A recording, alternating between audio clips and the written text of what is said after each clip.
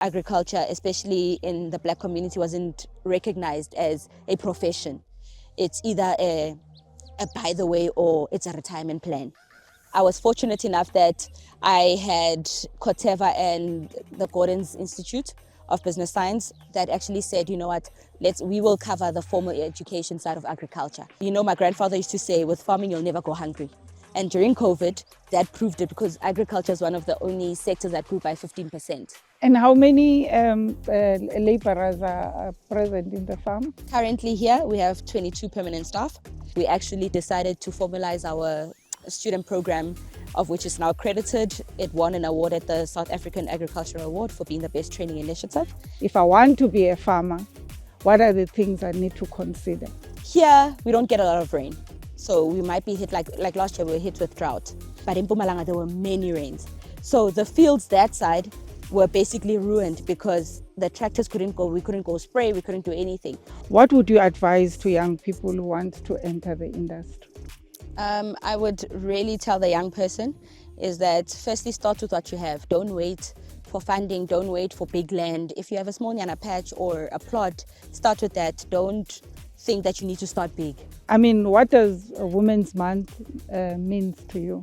I always tell the students here and my partner that I am most stimulated in rooms where I see women doing amazing things.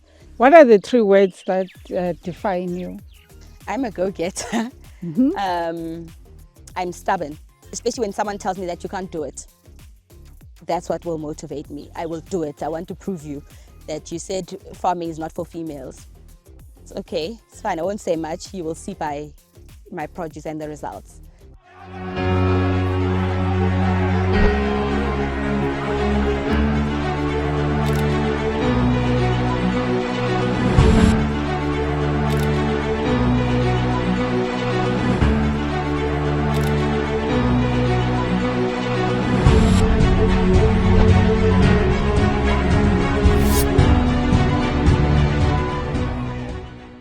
Food security is one of the important aspects of alleviating poverty in Africa, in South Africa and the world.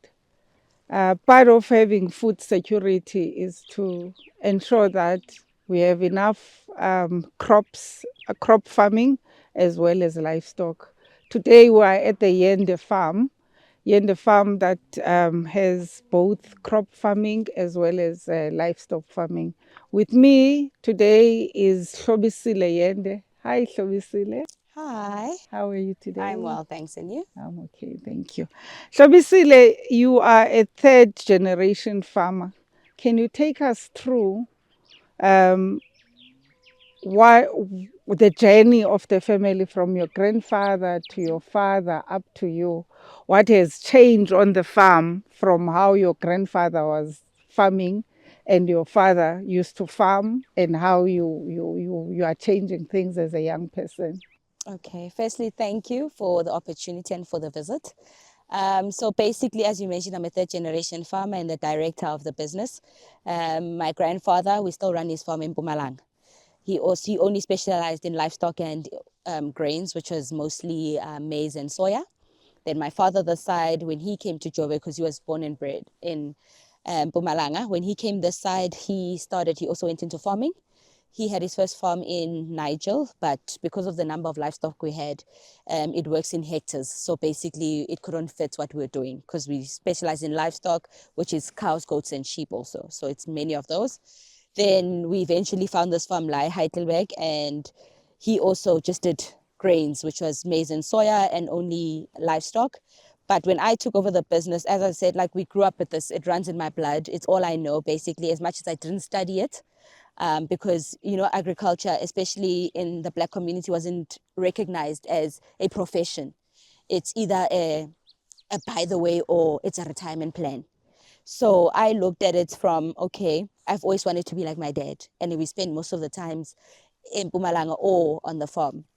So when I saw that the business had so much potential and it's operating on a commercial scale, but it's been run informally, I said, you know what, let me step in because we weren't compliant, but yet we are supplying big role players like your Afgris and your current beefs, as well as the informal market. But we weren't having the correct structure. That's when I stepped in and I said to Ubaba, Futi, I didn't even ask him, he just saw me in the business because as a female also, he didn't look at me as a successor. Instead, he looked at my brothers, but my brothers had their own interests. And I've always been a child that brings home strained animals. So for him, it was easier because he knew I loved animals and I loved being around animals and looking after them. So he gave me, and I would think that's one thing I'm fortunate about, that he trusted me and he gave me the leeway. And we were very transparent. And that's when I took over the business. I registered it to make sure we were compliant. So I formalized the business. And as much as I didn't start it, but I made sure that I'm growing the business. So you made mention that you I mean, any young person would want to go to varsity, study something else, and go and work in a corporate world. Yes. Even if farming was a source of income for your family, but you also, like any other person, had ambition. So, what did you study? I currently hold a master's degree in criminology and psychology. So it's totally different. But I was fortunate enough that I had Kotseva and the Gordon's Institute of Business Science that actually said, you know what, we will cover the formal education side of agriculture because we can see that you love this thing. We can see how you've grown this business and we can see that you know everything about the business. Let us help you here. And also being able to be given by the NYDA the opportunity. I just came back from Brazil for 2 weeks, a summer school, to learn how they do agriculture that side, to network, to open up trade possible networks. So there's been those things that I'm grateful for that help to close that gap. And that is why I believe that I still need my father's knowledge and I still take what I've learned from my grandfather because they have the practical knowledge. I'm bringing in the more modern and the more exciting new side of life, So it's a good combo because they both need each other. And now with my PhD, I'm trying to channel it to go towards agriculture, which at least the varsities are actually allowing. South Africa has a problem with criminals. You are in farming with your criminology, degree. I mean, what are the elements in farming that makes you most rewarded? What makes you say, I had a profession, I'm Yes. no longer following that profession, I chose, or let's say farming chose you. Let's Yeah. not even say I chose farming. And what is most rewarding to you as a young female farmer? As much as I have a criminological background, I feel like we also have, and South Africa actually has a problem of crime, but we also have a problem of food security. And also we don't have a lot of farmers that operate on a commercial scale. And especially in the youth, we have a lot of subsistence farmers, etc. And also the commercial farmers are usually the older generation. But my grandfather used to say, with farming, you'll never go hungry. And during COVID, that proved it because agriculture is one of the only sectors that grew by 15%. So, and I mean, with farming, I realized that you need it 3 times a day. Other professions you might need once in a while. And there's so many opportunities. It excites me so much because, I mean, look at our business. We are diverse. We are very diverse because we know that it's the livestock, it's the cows, it's the goats, it's the sheep, it's the maize, it's the crops, and it's the processing side of things, that we don't just sell the animal, but we also help you to process because people want health and convenience. People don't want to get their hands dirty. So that's when we came. So what I look at is I look at people's problems and I turn it into a solution for our business and an opportunity. So that's what excites me, that there's so many things you can do in. You don't have to be a primary producer. But if you give your product 100% value, you can still make a profit and still also operate and have multiple streams of income. Because with farming, it's a seasonal thing and you rely on, it's a faith-based profession. It is stressful. There's times, I don't know how many times I've quit and I've told Babu Safuni, I'm done. But because I stay here, I find myself starting at Pumala when like a cow or something. It's just like, okay, I'll give you another chance. But it's so fulfilling knowing that you are contributing towards the country's food security status, knowing that you are not just doing it for you and your family, but so many other people are eating, and getting the compliments from your customers is also very filling, and knowing that it's a continuous cycle. Yes, the challenges, but it has more highs than a low. So that's what keeps me going. And how many laborers are present in the farm? Currently here, we have 22 permanent staff. Our farm manager, we also have a farm manager, of which she came in as a student. That's another side of things. We wanted to pay it forward because I had a lot of females reaching out, wanting to do integrated learning, but people don't open up their farms because they believe it's not a space or a place for a female. But we wanted to create that because I had the privilege. I didn't have to knock on people's doors and ask to do practicals. I had my grandfather and my father. So I wanted to pay it forward. And that's when we actually decided to formalize our student program, of which is now accredited. It won an award at the South African Agricultural Award for being the best training initiative. And I wanted to show them that, you know what, this it is possible. And a young female, I mean, I'm only turning 30 next month. So I wanted to show them that you can operate on a big scale. You can run a business like this because it's more relatable. And it's also rewarding because she came in as a student, she became a farm manager, and she's also now a registered livestock owner. So just seeing that growth and seeing even our students, there's some that leave here, they graduate, they still come back and, you know, give you feedback. So clearly we're doing something right. But currently it's 22 and we're hoping to grow as the years proceed, because with all our commodities, each one has their own strength. I believe you also mastered your planning when it comes to farming. Can you take us through that process that you're trying to make sure you are not a seasonal farmer? Yes. When I look at the history of the farm, I also get to pick up that there are things that your grandfather didn't do in his farm, and your father either didn't do, but when you took over you started introducing them, was you wanted to also make sure there's no period where you are not making money.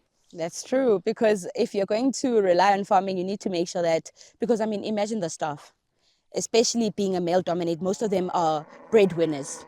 So we had to look into, okay, let's look at commodities that feed into each other, that you want them to feed into you, not you take out more money. So we had to be strategic. So what I did is, and what the previous generations didn't do, is test the soils. So I went and tested the soil to see what more we can get from the soils, instead of just having your grains, which it's not only maize and soya, it's not only cows, goats and sheep, but what else can we get from here? Especially also because we are operating on dry land, it's not irrigated. So after the soil tests, we found that butternuts can do well. Butternuts, I know people confuse them with pumpkin and etc., but butternuts can grow basically like maize. They are low maintenance. I always say I love things that are low maintenance. I don't want something that requires me to constantly monitor. So we found the butternuts. Butternuts can grow also like maize, as I said, under dry land, especially because it also correlates with our soil type. And a lot of people don't test their soil, but not realizing that this affects your yield and your population. Why am I not getting the same ton as Hlobisile? Or I have more land, but actually you could have just tested a small thing like that. So we found that butternuts are there, and butternuts are also a crop that is very strong. So I boil fast. It's not like your spinach or your cabbages. You can still keep for a long time, and it's in demand. I mean, how many times do you go to a funeral or a wedding? Butternut is always there. And on a Sunday, I'm not even going for Sunday, because Sunday courses, there's always that butternut or pumpkin. And I found that it's in demand. So that's why I went for it, and it grows within 3 months.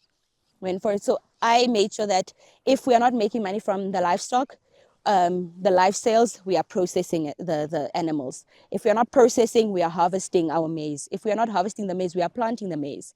If we're not busy with that, we are planting or harvesting the crops. So it's a whole cycle. That's why I always tell people also, just be careful of over diversifying, because you don't want to be spending too much money on what the different commodities instead of them making you money, but rather go into a cycle that feeds into each other. Because with the cows, we know the manure, we can use it for our fields as an organic fertilizer. We know with the butternuts, whatever's left behind, we can still feed to the cows as a form of nutrition. We know with our maize, after harvesting, they go in there, they can also feed from this. So it's a whole cycle. That's why we're very strategic. And I was also showing my family that, okay, why don't we try things like this? Because this is the only way our business will grow. Instead of us every year, every generation does these two, what more can we come out of? And they never used to process the meat. They used to just sell the animals at live weight. But then I came up with, okay, you know what? Let's cut it into butcher cuts. If there's a funeral, people want convenience. If there's a wedding, people want caterers, stockfels. Stockfels have become a big thing. So with us, I know that last year was the biggest year of stockfels that we had, because we would give them 1 cow and share it within 4 or 5 people, and each person would get an equal amount of meat. And we all know that during December, meat prices are high. So with that, with stockfels, you are saving so much more. So I want to understand,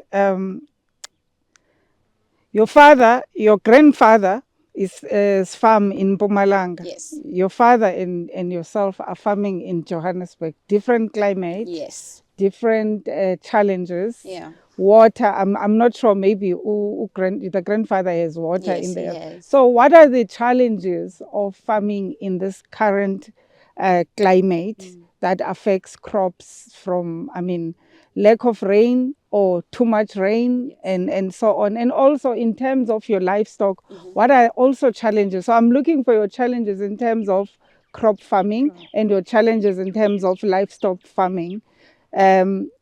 The next question, we're going to drill deep down in terms of, if I want to be a farmer, what are the things I need to consider?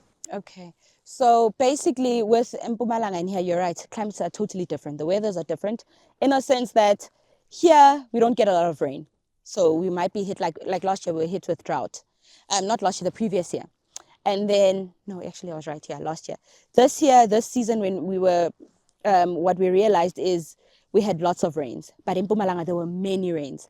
So the fields that side were basically ruined because the tractors couldn't go, we couldn't go spray, we couldn't do anything. So it's harder to operate in Mpumalanga. But also the soil in Mpumalanga is very fertile because of the rains. Here it is fertile, but we don't get a lot of rain. So it's we have to be strategic when we plant and when we harvest and when we spray, because you don't just plant and harvest. There's in-betweens where you need to spray so that you help the crop to grow, and your pesticides and herbicides, etc. So that side we struggled to spray.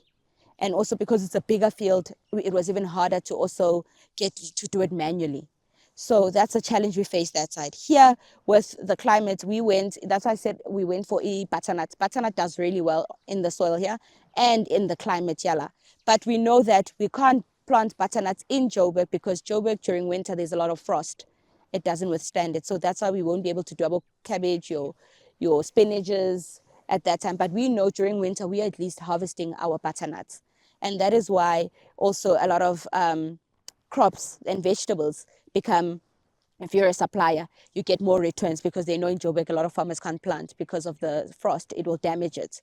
So that's the crops. With regards to our livestock, how we select what we look for is we look for adaptability. We look for animals that wherever we source them, they need to be adaptable when we get them to adapt to Heidelberg's region. Like for instance, we source our animals from Mpumalanga in Northwest. For instance, Mpumalanga's weather is at least a little similar to here, but Northwest is extremely hot. So some of them might struggle to adapt, but some they can. But what we realized with the Bonsmaras, we the adaptability. We would source from the Northwest, from Tate Duncan Serapelwan. He's a stud breeder. We would source our bulls from there and we bring them here. They would do well. But, you'd see in winter that, okay, they struggle a bit. But Bonsmaras are known for their adaptability and being very strong and to doing well in harsh conditions. And that is why also we do a lot of cementellas. Cementellas, we like that it works for our condition as much as it's not an indigenous breed. But Bonsmaras, that's another thing. Sorry. With Bonsmaras, they are an indigenous breed. So they're used to the climate here. But we also loved our cementellas that as much as they are not from here, but they do very well. And they're exactly what our market wants. And that's why we wanted to have a balance that will have an indigenous breed and a non-indigenous. So that if the non-indigenous decides to or struggles to adapt, the indigenous breed can pull it up without still compromising what our market wants. But we know that the non-indigenous, unfortunately, fetches a higher price than the indigenous when it comes to Bonsmara and your cementella, because cementellas are large frame animals, whereas your Bonsmaras are medium framed.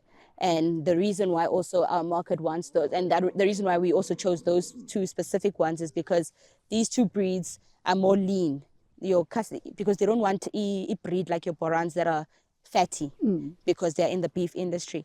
So we went for breeds that we know adaptability is good, mothering ability, because you don't want animals that will reject the calves because then it affects the calves. That means it affects your pocket also because you need to buy supplements for the milk. And we also went for the calves that it will bring us because the weaner business is calves. So those are the things that we look at, and we also wanted animals that have lean meat because you don't want an animal that will give you meat that is too fatty because you also lose. So you mentioned 2 breeds. So how many breeds do you have? 3. Currently, we have 3. Bosmara, Yes, Cimentella, Cimentel, and then we have a mixture, which is usually like a mixture, a Simbra Simra. or yes. So that's why we put it as one category. That the mixtures are usually your Simbra or your Bosmara, Brahmans. Brahmans, okay. Yes, because it's a mixture of Cimentella and Brahmans that gives us that. And that's mostly our slaughter herd, and that's why we separate them because some are used for breeding, some are used for slaughter. I'm a young person who doesn't know what to do. People will always say, most of the young farmers are saying farming is one of the easiest thing to get into, even if you don't have funding. You can start buying seedlings and whatever and start smaller. What would you advise to young people who want to enter the industry? I would really tell the young person is that firstly start with what you have. Don't wait for funding. Don't wait for big land. If you have a small nyana patch or a plot, start with that. Don't think that you need to start big. Rather start with the small piece that you have and gain the momentum before moving up. And also invest in quality mentorship. I always say that be as picky and selective like when you're looking for a bull. There's specific traits and outcomes that you want. So the same thing with your mentor. Look for somebody who's aligned and in the same line and has the same similar goals to what you want, so that way you don't say Hlobi's imposing her beliefs on me, but at least we speak in the same language. And with a mentor, this is a person that has walked this journey. So you're avoiding to make expensive mistakes. Farming is expensive. That's the reality. It's a capital intensive field. That's what people, I think they assume that it's easy, yes, but it's very difficult and requires a lot of money. So invest in that mentorship and also do research to avoid that expensive mistakes, because people will just say, okay, I can buy seedlings. I mean, I use hybrid seeds. There's different types of seeds. The reason why I use hybrid seeds is because I know I don't have water. Crops are made to be irrigated, but I don't have water. I rely on the rain. So hence why I went for a more expensive seed, which is a hybrid seed, which I know will give me a higher yield, but can also survive in my crops, in my soil without water. So research, small things like that. But people always want to go into something or rely on you to do the research. So at least meet the person or the mentor that you going towards, meet them halfway by doing the research. That way, I kid you not, you will get a more encouraging response from them. August is a Women's Month. I Yes. know you are a mother. What does a Women's Month means to you? I think, Women's Month, besides even just Women's Month, I always tell the students here and my partner that I am more stimulated in rooms where I see women doing amazing things. Like it's always when I go to an event and I'm invited and I'd come back and say, yo, hey, women are working out there, because then, especially if I see them, it's more of a relatable and it's a tangible inspiration. So I get excited to hear because there's a lot of women. I get invited to a lot of Women's Day events to speak or as a guest. And I also then, I think it's that time where I'm also stimulated because people assume, okay, you're already here, you've made it. No, I haven't. I still have a long way to go. But when I'm in those rooms, I'm excited, I am inspired. I come back and I'm like, guys, we need to work, we need to scale up, we need to do this. But it's an exciting time, and it's an exciting time for me because it's my birthday month, so it's also growing, but it also brings anxiety because I always feel like, okay, so what now? Am I also supposed, like, I feel as a person, I always put so much pressure on myself that I need to also grow. So it's a very awkward but mostly exciting feelings and very inspiring time. What are the 3 words that define you? Phew, I'm a go-getter. Mm-hmm. I'm stubborn in a sense that I especially when someone tells me that you can't do it, that's what will motivate me. I will do it. I want to prove you that you said farming is not for females. It's okay. It's fine. I won't say much. You will see by my produce and the results. So as I say, I'm stubborn. And I mean, we were told that, yeah, you can't plant crops without water. We're already on our third season and third year. And we have a lot of, we make a lot of tons. Like from 1 hectare, we get 40 tons. So that's why I prefer stubborn and ambitious, because I feel I always want more, and I want to see what more we can get out of life and from the business, because I might win an award today or get recognition today. It's like, oh, okay, yes, I got it. Okay, what's next? They always want me to celebrate and take it in, but for me, it's hard. I don't know. It's just, I always believe, okay, yeah, we did it. What's next? Let's see how high we can get. So those are the 3 words. You are also a young mother. Yes.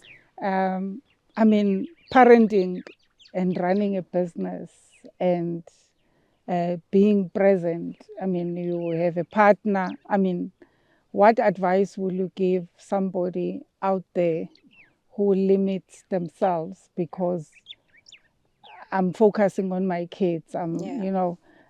There's also a second part of the question where you will hear women saying, whenever I leave, you just come back from overseas. And I mean, I feel bad when I leave my kids with other people, At the end of the day, you're doing it for them. Yes. So I would like to know from you as a young mother, what advice will you give other mothers out there?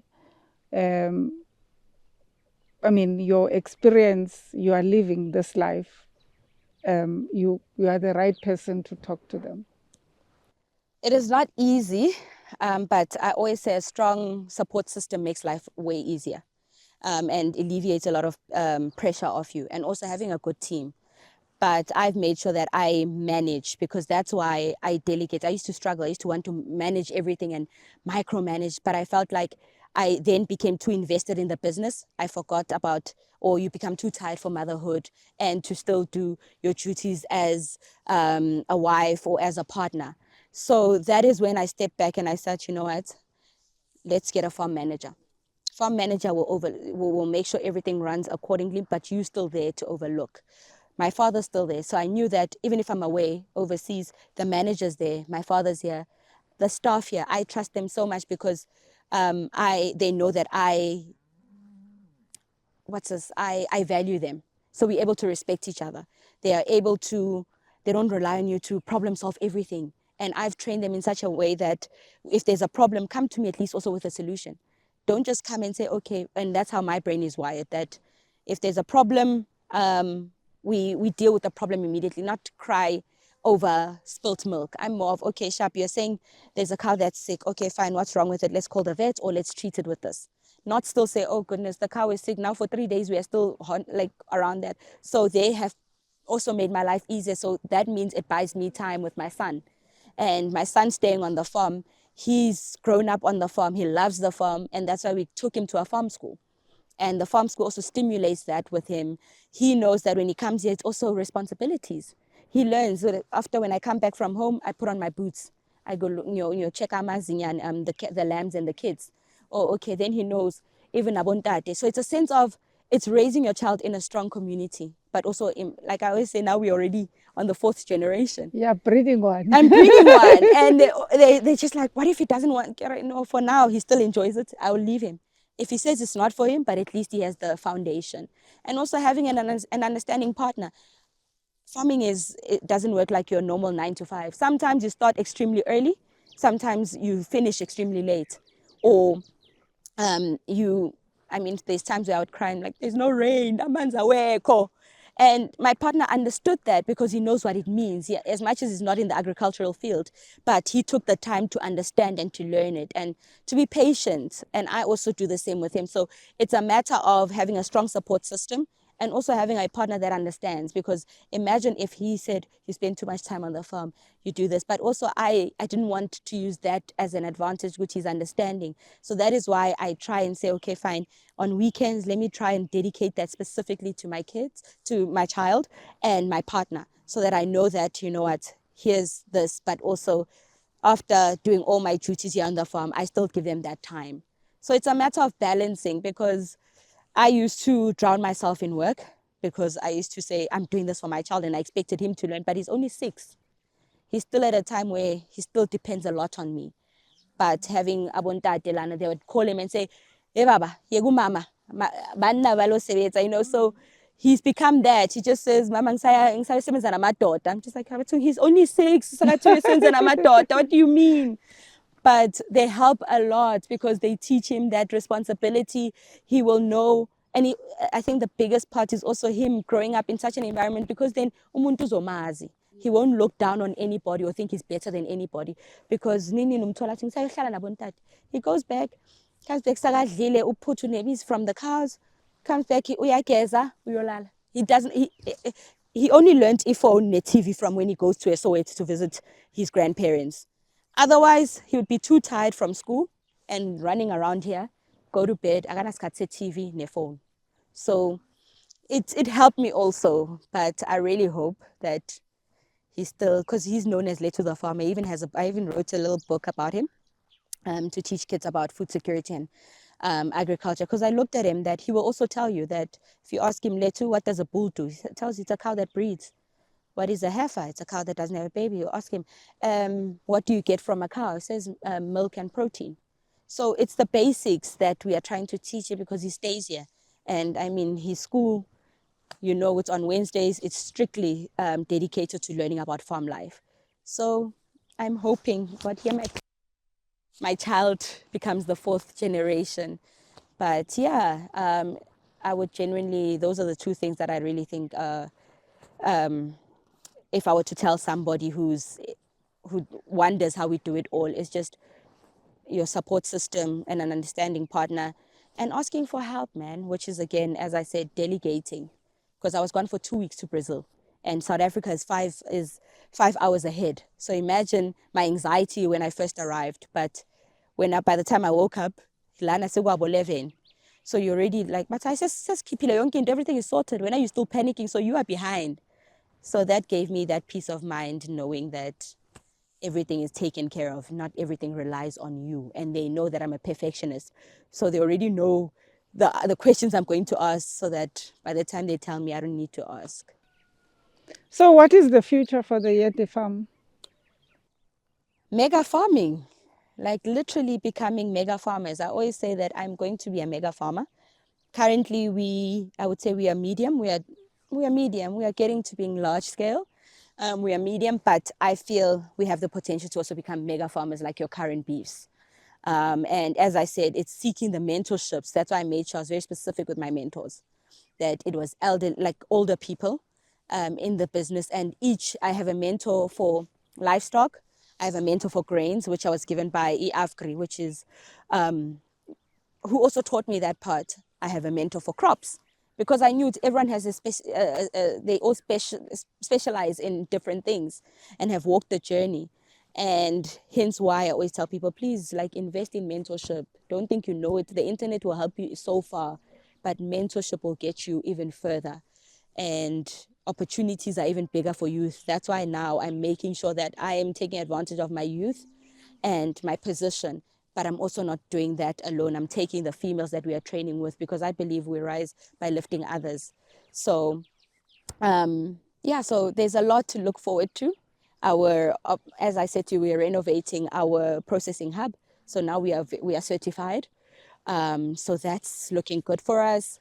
We are building a stud herd. So probably when you guys visit me in the next few years, I'll be a stud breeder, which I'm excited about, because then I can sell genetics. Just growing and doing things right, and just empowering and employing more people. That's what brings me hope and happiness, knowing that I'm feeding people, feeding the nation.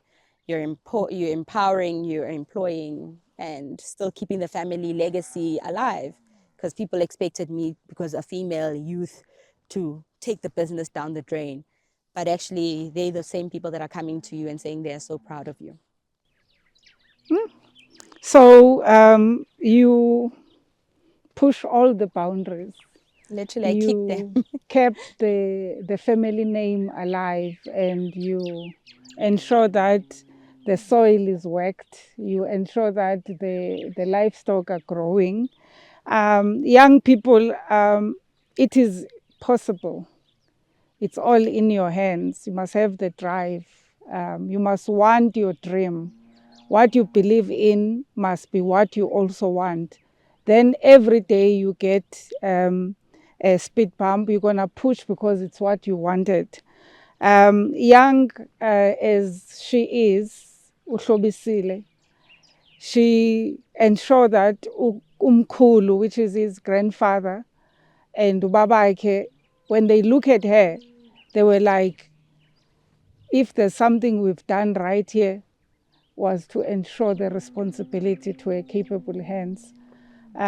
Agriculture is going to be here forever. People have to eat. And irrespective of the challenges of climate and other things, there must be sustainable farming. Yende farm is one of the farms that try wherever is necessary to keep organically.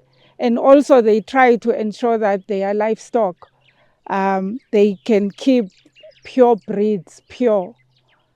And who knows, next time we come to the farm, we'll have to go and see how much the processing plant is doing, how much it can address food security. You must remember, crops, you get veggies from them. Also, livestock, you get meat, which is protein, but you also get bones. So there's something that can be used as an end product in any of these two types of farming. It's a wrap.